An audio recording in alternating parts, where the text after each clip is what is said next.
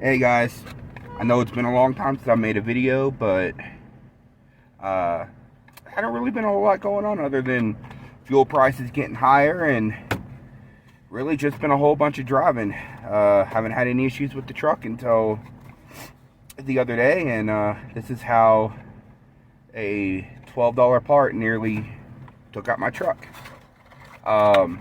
Now some people that I talk to on the phone every day already know about this, but this year it's thermostat. And the other day I noticed the truck was running a little bit warmer than it normally does. Now, whether I'm pulling whatever, mountains, downhill, don't really matter, the truck always runs at about 190 to 194 degrees. It's a 180 degree thermostat, so it sounds about right. Now, of course, there's the dummy gauge on the truck, which everybody has on the dash. And then, of course, I have the Banks iDash, gives me the layout and tells me what all of my gauges are saying in real time. I don't have to wait for the gauges to catch up. Well, I noticed about a week ago the truck started running a little bit warmer than normal at about 200 degrees. But I was like, okay, not that concerned about it. Then it crept up, and then until about 3 or 4 days ago, we were running at 210. Now, that's not overheating by any stretch, but it does tell me that something's not right.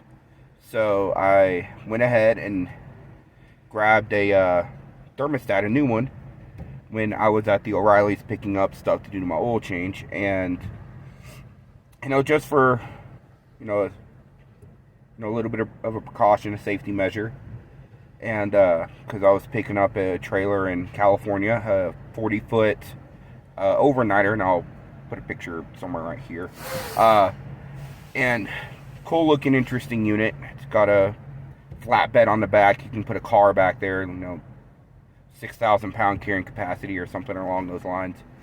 But it was just, went from 211 to like 214, and then I knew that we definitely needed to start checking into it. So I stopped and pulled out this thermostat. It's only 3 bolts on the top of the motor, and I'll show you all that here in a second. And it's not like a 12 valve where it's in the side of the block and you got to pull all the brackets and shit off. It's just 3 bolts, comes right off the top, and you just snatch this out, drop a new one in. But as soon as I pulled this out and took my thumbs, and because you can sit there and push it down, it started making this horrible screeching noise anytime you tried to move it. So I knew something was wrong.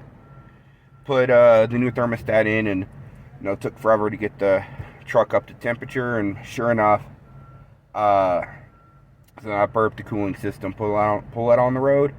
We're back to the 190 to 194, in that range. Just, cautionary tale of how something this cheap can cause huge damage to your vehicle if you're not paying attention. You're got a stereo in your truck, like I got a 10-inch sub in here now, and you're banging out to whatever. You should always, keep your third eye, so to speak, on what your truck's doing, your oil pressure, your temperature, your alternator, because ultimately this all happened in a place where I could get parts.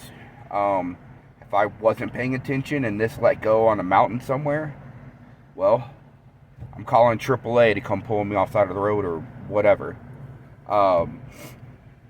So it just, head gaskets aren't that bad.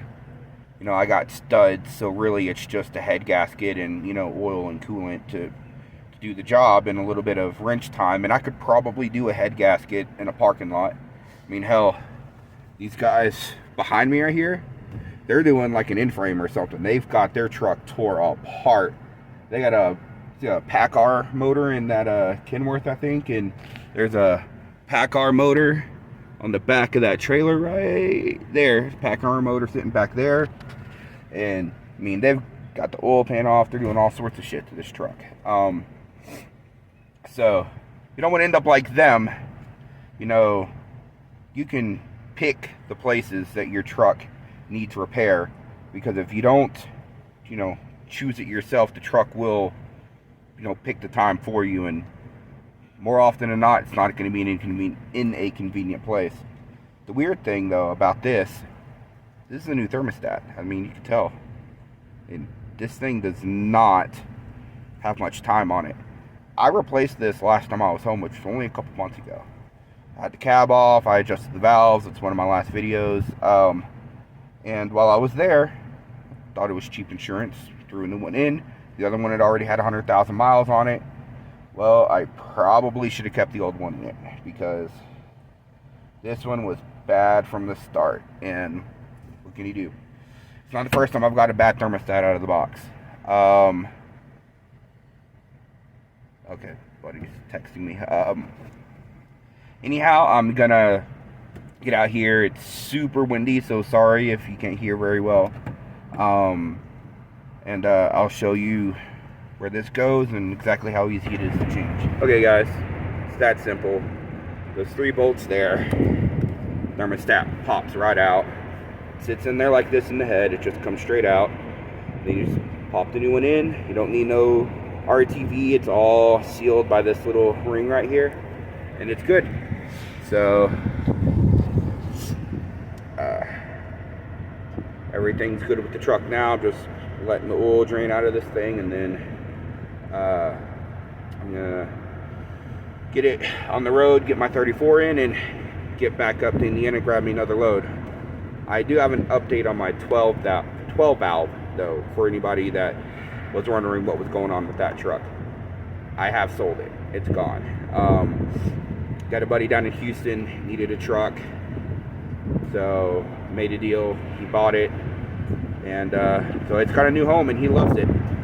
So it's, you know, it's always good, you know, that your work is appreciated to some degree. But you know, that leads me to the next thing. We are looking for a big truck. So I got my eyes on a couple of trucks right now. You know, when the right one comes along, you know, we'll pick it up. You know, if maybe somebody who watches this knows somebody who's selling a truck that's in reasonable condition, I don't have any problems, you know, rewiring a truck or, you know, doing an in-frame, whatever, you know. But if it needs an in-frame, it better be cheap. I'm not buying a $15,000 truck I got to put $20,000, $30,000 into to put it to work. So y'all let me know if y'all know anybody that has something sitting around. Yeah, we'll get after it though. And this guy's about to get back on the road. Always use it, guys. That and the Hot Shot Secret fuel additive. Gotta use it. I haven't seen it in a while. That's how it looks whenever I spread this thing out in the parking lot. Put an oil change in it. So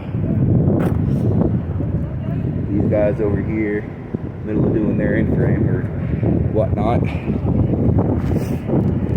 I thought I'd go over there and talk to them, but they're busy. So, anyways, you have a good one, guys. I'm gonna get this wrapped up and put out. So.